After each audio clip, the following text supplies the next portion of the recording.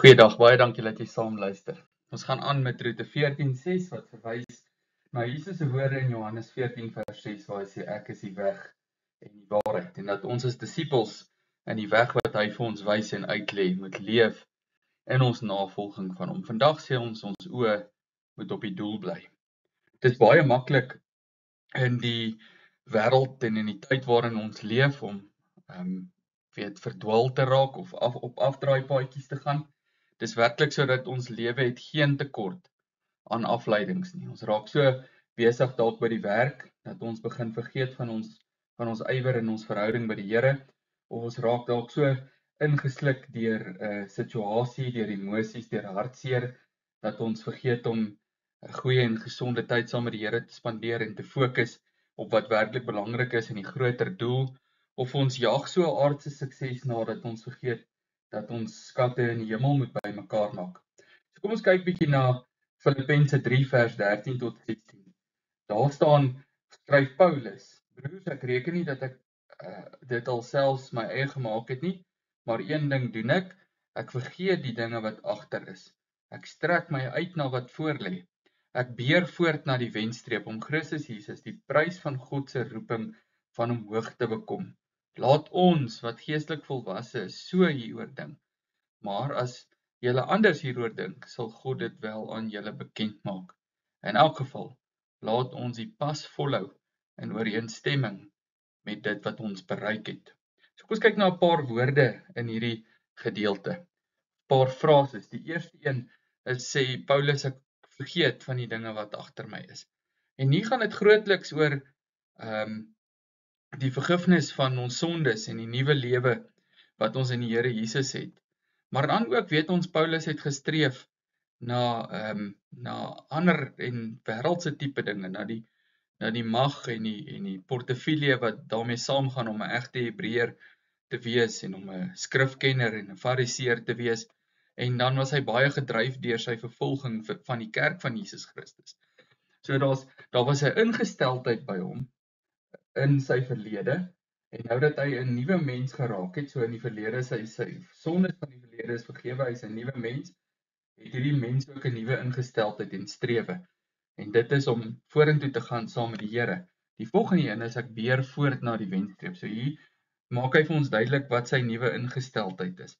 Hy beer voort na die wenstreep. So alles wat hy doen, hy het nie ophou leef op aarde nie. Hy moet steeds leef op aarde en 'n bestaan maak. Ons lees daar in Handelinge, baie bietjie by Priscilla en Aquila gaan bly en saam hulle tente maak, want hy moet oorleef en hy moet nog steeds ook maar soos ons in die reis van die lewe besig wees. Maar sy fokus bly voortdurend in hierdie lewe op die einddoel van ons lewe, en dit is die wenstreep wanneer ons by die Here Jesus tuis kom, en daarvoor moet ons nou op aarde reeds besig wees met die hemelse dinge. Dan kyk ons na die frase om in Christus Jesus die prys van God se roeping van omhoog te bekom.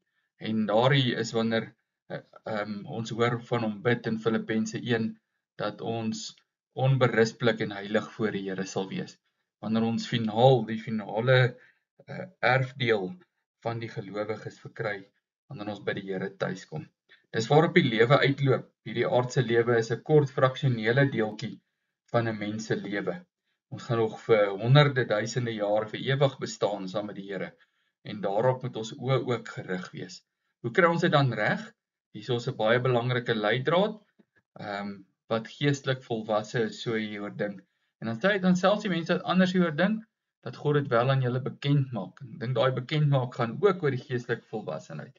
So hoe kry ek dit reg om meer en meer myself te fokus op die ewige, op die Here se dinge, om skatte in die hemel bymekaar te maak, om my te beywer vir wat van die Here is en vir die Here is, en om die afleidings van die lewe te beveg. Ek groei in my geestelike volwassenheid. Ek is besig met my verhouding met die Here. Ek neem in wat die Here vir my gee, en ek groei saam met die Here. Ons hoor, die Here leer vir ons in Petrus, dat ons die smag na die melk, soos pasgebore babietjies, maar dan ook later, dat ons ook nie net by die melk bly nie, maar die vaste kos van die evangelieboodskap in te neem. En dit is, hierdie geestelike volwassenheid kry ons deur besig te wees met die woord van die Here, en met ons roeping, en met die dinge van die Here. Ek wil afsluit. Ons sê Roete 14:6 sê daarom ook vir ons strek uit en beer voort. Hierdie woord strek uit is hierdie woord wat ons hier sien aan die regterkant, epekteinoumai, en daar sien jy dat die bedoeling daarvan is om effort in te sit. Dit is om regtig moeite te doen, om energie in te sit en vorentoe te strek vir wat jy wil bereik. Nou ons almal weet, as jy nou spiere moet strek wat jy lanklaas gestrek het, dan is dit nou nogal seer en dit voel onmoontlik, maar soos jou spiere warm raak dit meer moontlik en minder seer. So hierdie is ook in daai sin dat partykeer in hierdie moeite en in hierdie druk deur gaan dit bietjie seer wees, gaan moeilik wees, daar gaan uitdagings wees, maar hou aan. Dan hoor ons die volgende een is dat ons dit moet najaag. Ek strek my uit na wat voor is en ek beer voort. Daai uitstrek is om iets na te jaag. Daar staan die woord pursue wat ons daar hoor wat vertaal word uit die Grieks. So ek pursue, ek is op pursuit. Ek jaag iets na. En dan wat jaag ek na? Daai skopos, die doel, die merk, die einddoel, die koninkryksprys van die Here. So mag die Here vir jou krag gee om uit te strek en voort te beer deur al die uitdagings heen, maar mag jy ook gefokus wees om geestelik te groei deur besig te wees met die Here sodat jy altyd kan uitstrek en voortbeerd. Kom ons bid saam. Dankie Here dat ons op hierdie pad saam met U mag wees, dat ons nie alleen op hierdie pad is nie, maar dat U ons krag en ons doel is in hierdie pad. Gee dat ons sal uitstrek deur moeite en pyn en alles heen en vorentoe beer, omdat ons oë op die doel het, U koninkryk. Ons bid dit van die Here in Jesus se naam. Amen.